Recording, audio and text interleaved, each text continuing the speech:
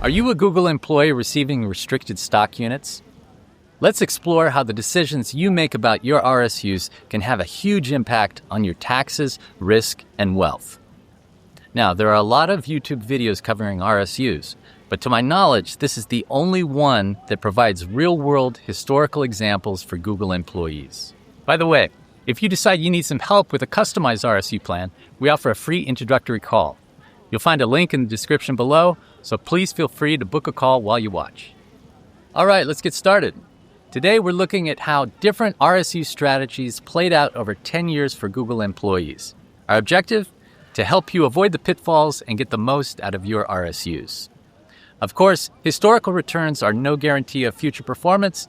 I do think, however, that they offer some very valuable insights. Here are the 4 strategies we're considering today. Plan 1, do nothing. That is, let your Alphabet shares pile up as your RSUs continue to vest.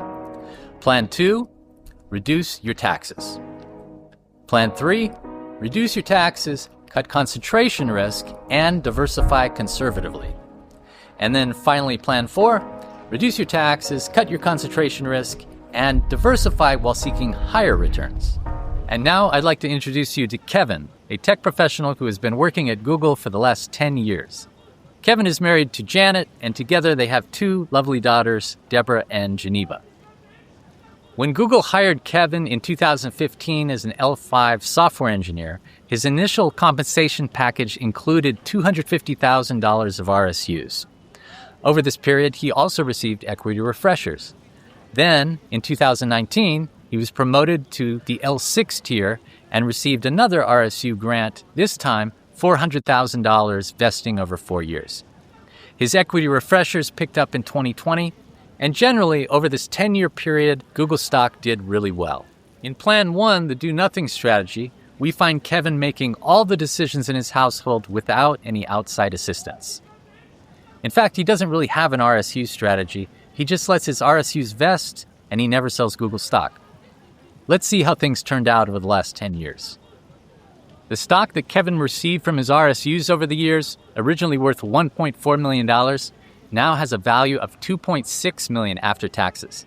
Wow, not bad. However, a significant portion of his wealth is now tied up in one company, the same company that pays his salary. That's just too much concentration risk, and it could end badly. Unfortunately, stock market corrections and layoffs tend to happen at the same time. So while Kevin may have been successful on paper, in real life, he was feeling anxiety. Every major decline in Google's stock price triggered panic. And that massive tax bill that he eventually had to pay when he got around to selling his Google shares, that made him feel like a tax hostage for most of those 10 years. Let's see how Kevin might have done better with his RSUs, and without taking on any additional risk. In Plan 2, Kevin makes a few adjustments. First, whenever his RSUs vest, he immediately sells his Google shares. After all, there are no tax consequences for doing so. And this allows him to avoid falling into the trap of holding Google shares too long. Because if he delays the decision, he knows that he'll be tempted to try to turn a short-term holding period into a long-term holding period. Why? Because this would allow him to qualify for lower taxes on long-term capital gains. However, he could have just as easily sold his Google shares and immediately bought something else, and he'd be on the same tax timeline. That's why at TechView Wealth Advisors, we like to encourage our clients to immediately sell their company shares whenever RSUs vest. What else does Kevin do in Plan 2? He begins maxing out contributions to the less obvious tax-efficient accounts available to him. To make this a little bit easier, he funds some of his living expenses with the cash received from selling his Google shares, and this then frees up his salary so he can max out contributions to accounts like the Mega Backdoor Roth in his 401k, Backdoor Roths for him and his partner Janet, 529 education plans for his kids, Roth IRAs for the kids, assuming they have earnings, and finally, a health savings plan for the entire family. Let's look at taxes more closely. In 2015, Kevin received over $56,000 in Google shares. Under Plan 1, none of this was sheltered from capital gain tax. But in Plan 2, he was able to shield 88% of this amount. And over 10 years, he was able to direct almost 40% of the value of his RSUs into tax-advantaged accounts. So, how much did tax optimization enrich Kevin's household? To answer this question, we have to make an assumption in Plan 2 that all of the contributions made to the tax-efficient accounts were reinvested in Google shares. Of course, we would never make such a recommendation to our clients, but under this scenario, we're able to discover how much wealth is created by tax optimization alone. Over 10 years, Plan 2 generated over $3 million after taxes. That's over $300,000 more than with Plan 1, or 12%. And that's just on account of tax efficiency. Not bad for simply holding the same shares in a different set of accounts. What's more, Kevin no longer feels like a tax hostage to his RSUs. That said, he still has a serious problem with his concentration risk. In Plan 3, Kevin decides he wants to do more than just lower taxes.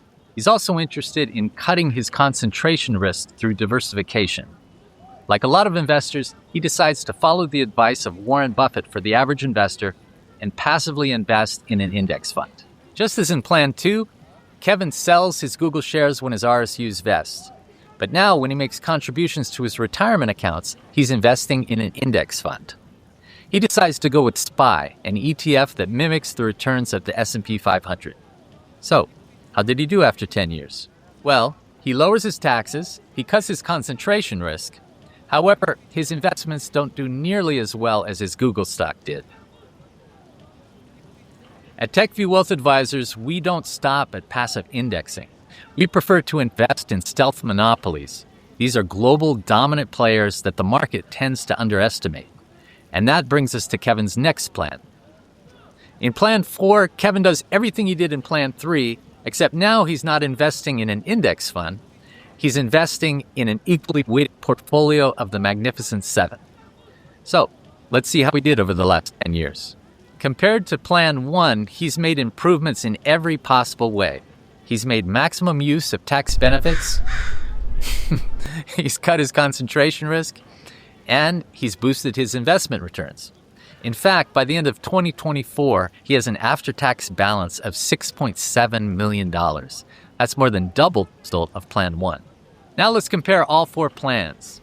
If you remember, in Plan 1, Kevin was feeling successful on paper, but anxious in real life. Every dip in Google's stock price triggered a minor panic.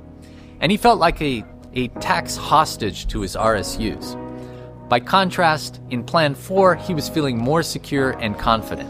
He had diversified smartly, he had lowered his taxes, he had cut his concentration risk, and he created a huge cushion for his retirement needs. No matter which strategy you choose, the greatest risk is not making a misstep. It's doing nothing. Because while you wait, taxes quietly erode the wealth potential of your RSUs, and your concentrated position in Google leaves you dangerously exposed. One adverse move in the search market, and years of value could vanish overnight. This is why planning is important. The moral of the story: don't waste the potential of your RSUs. A well-crafted RSU plan can actually change the trajectory of your life. Remember, waiting is also a decision. Every month you delay could be costing you hundreds of thousands in future wealth. Book a call with me and my team using the link below. No pressure, just clarity. Thanks for watching, and see you in the next video.